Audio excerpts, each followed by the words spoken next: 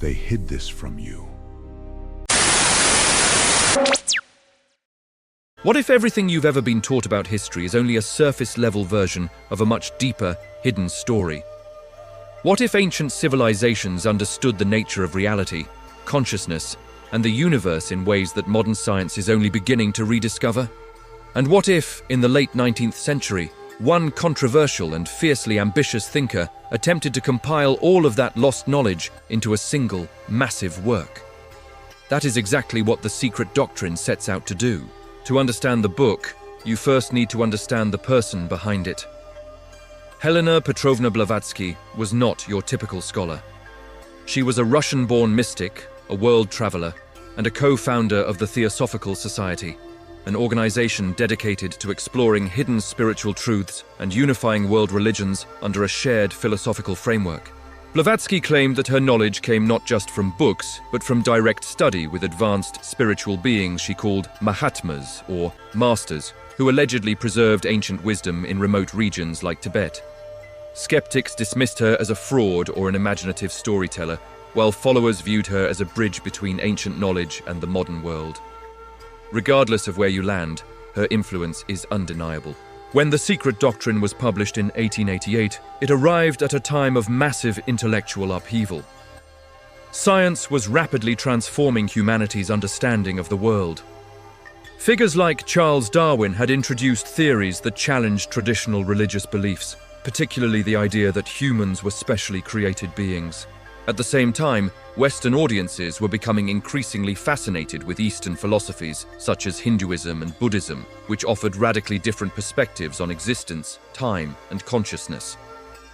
Blavatsky stepped directly into this cultural tension and made a bold claim: that science, religion, and philosophy were not actually in conflict, but were fragmented pieces of a single, ancient truth that had been misunderstood and diluted over time. The structure of the Secret Doctrine reflects the sheer scale of that ambition. The work is divided into two primary volumes, titled Cosmogenesis and Anthropogenesis. The first deals with the origin and structure of the universe itself, while the second attempts to explain the origin and evolution of humanity. However, this is not a straightforward scientific or historical account. Blavatsky writes in a dense, symbolic, and often cryptic style, drawing from mythology, ancient texts, and esoteric traditions. Reading it can feel less like studying a book and more like decoding a philosophical riddle written by someone who assumes you already know half the answers. At the core of her entire system are three fundamental propositions that underpin everything else. The first is the existence of an ultimate, infinite reality, often referred to as the Absolute. This is not a personal god or deity in the traditional sense, but rather an all-encompassing, unknowable source from which everything in existence emerges. It is beyond human comprehension, beyond form, and beyond limitation. According to Blavatsky, everything that exists, matter, energy, consciousness, is simply a manifestation of this underlying reality. In modern terms, you might think of it as a kind of universal source code, though even that analogy falls short of capturing its true nature. The second core idea is that the universe operates in cycles rather than in a single, linear progression. Instead of a one-time creation followed by an eventual end, the cosmos is constantly going through phases of expansion, dissolution, and rebirth. This concept closely mirrors ideas found in Eastern traditions, particularly in Hindu cosmology, where the universe is said to undergo endless cycles of creation and destruction. Blavatsky describes this process almost like a cosmic breathing pattern, with periods of manifestation followed by periods of rest, only for the cycle to begin again. This perspective challenges the idea of a fixed beginning or end, suggesting instead that existence is part of an eternal rhythm. The third foundational principle is that evolution is not purely physical, but fundamentally spiritual. While science focuses on biological development, Blavatsky argued that consciousness itself evolves through cycles of experience, growth, and reincarnation. Every individual, in her view, is part of a much larger journey that spans countless lifetimes. The ultimate goal of this process is the realization of unity with the Absolute, the source from which all existence originates. In this framework, Concepts like karma and reincarnation are not just religious beliefs, but essential mechanisms that drive the evolution of consciousness. One of the most controversial and unusual aspects of the Secret Doctrine is Blavatsky's alternative explanation of human evolution. Rejecting Darwinian evolution as incomplete, she introduced the concept of root races, which describes humanity as evolving through a series of distinct stages, both physical and non-physical. According to her, early human forms were more spiritual and less material, possessing abilities that modern humans have lost. These stages included civilizations connected to legendary places like Atlantis and Lemuria, which she treated not as myths, but as real chapters in human history. While these ideas have been widely rejected by mainstream science, they remain a significant part of her overall philosophy and have influenced various esoteric and New Age beliefs. Despite the more fantastical elements, the central theme that runs throughout the entire work is the idea of unity. Blavatsky repeatedly emphasizes that everything in existence is interconnected, that the boundaries we perceive between ourselves and the universe are ultimately illusions. She suggests that the same principles governing the cosmos also operate within the human mind, creating a mirror-like relationship between the macrocosm and the microcosm. In simpler terms, the universe is not something separate from us. It is something we are intrinsically part of. Of course, the Secret Doctrine has not escaped criticism. Many scholars argue that it blends mythology, speculation, and selective interpretation of ancient texts in ways that lack scientific rigor. Some of its ideas, particularly those related to root races, have been controversial and, in certain historical contexts, misused or misinterpreted. Even among supporters, there is a general understanding that the work is not meant to be taken purely literally, but rather symbolically as a philosophical exploration of deeper truths. Yet, regardless of whether one views it as profound insight or elaborate speculation, the influence of the Secret Doctrine is difficult to ignore. It played a major role in introducing Eastern philosophical concepts to Western audiences and helped shape the development of modern spiritual movements. Ideas like karma, reincarnation, and the interconnectedness of all life, which are now relatively mainstream, were once considered obscure and exotic, and Blavatsky was instrumental in bringing them into broader cultural awareness. In the end, The Secret Doctrine is less a conventional book and more an ambitious attempt to answer the biggest questions imaginable. It tries to explain the origin of the universe, the purpose of human existence, and the ultimate nature of reality itself. Whether you interpret it as a work of genius, a product of its time, or something in between, it has a way of pushing you to think beyond the obvious. And once you start engaging with those kinds of questions, you may find that the real impact of the book is not in the answers it provides, but in the curiosity it leaves behind. All that being said, let us take a minute to dive deep into both the historical and cultural impacts of Blavatsky's work.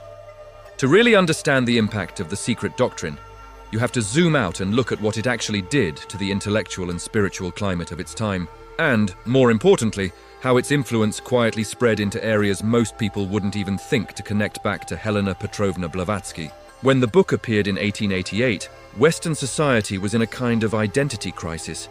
Science, driven by figures like Charles Darwin, had begun dismantling literal interpretations of religious texts. The traditional Christian worldview, which had dominated Europe and America for centuries, was starting to feel insufficient to explain new discoveries about geology, biology, and the age of the Earth. At the same time, industrialization was transforming daily life, making the world feel more mechanical and less spiritually meaningful.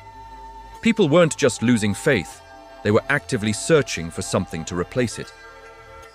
Blavatsky stepped into that vacuum with a bold and emotionally appealing proposition.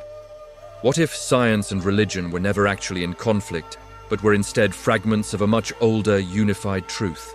Through her role in the Theosophical Society, she framed the Secret Doctrine as a kind of recovery project, an attempt to reconstruct what she called the ancient wisdom tradition. This idea resonated deeply because it didn't ask people to abandon science or spirituality. It told them they could have both, and that both ultimately pointed to the same underlying reality. One of the most immediate cultural impacts of the book was its role in popularizing Eastern philosophy in the West. Before this period, concepts like karma, reincarnation, and cyclical time were largely unfamiliar to Western audiences. The Secret Doctrine didn't just introduce these ideas. It presented them as sophisticated, ancient truths that predated and, in some ways, surpassed Western religious thought. This helped shift the perception of Eastern traditions from exotic curiosities to legitimate philosophical systems. Over time, this influence would ripple outward, contributing to the later popularity of yoga, meditation, and spiritual practices that are now mainstream in Western culture. The book also had a profound effect on the development of modern esotericism and occult traditions.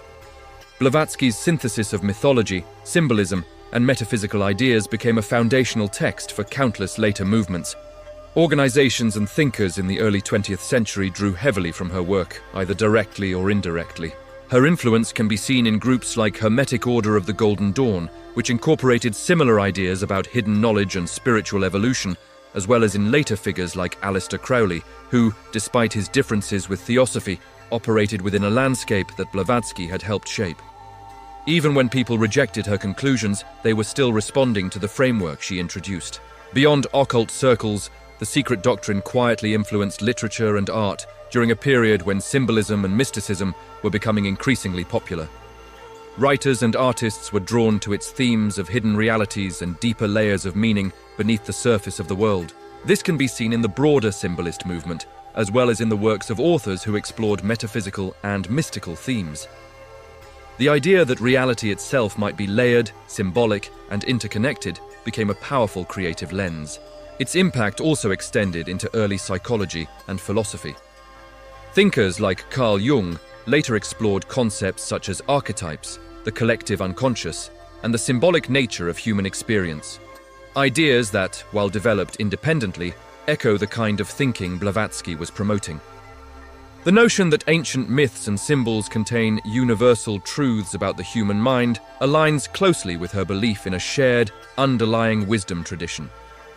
While Jung did not base his work on the Secret Doctrine, the intellectual environment that made his ideas possible was partly shaped by the same cross-cultural and symbolic explorations that Blavatsky helped popularize. Another major area of influence is what we now call the New Age movement.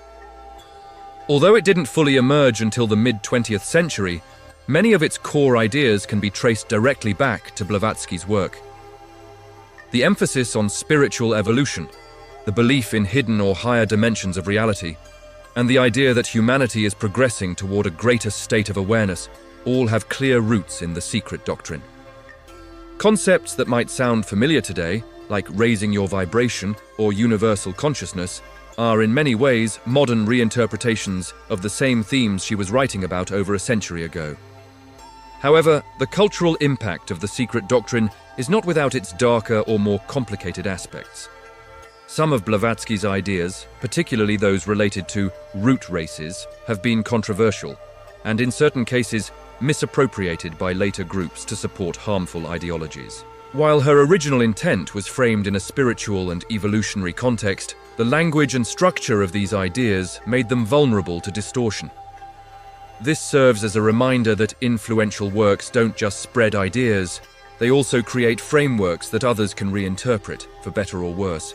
Despite these controversies, the enduring significance of the Secret Doctrine lies in how it reshaped the conversation around spirituality and knowledge.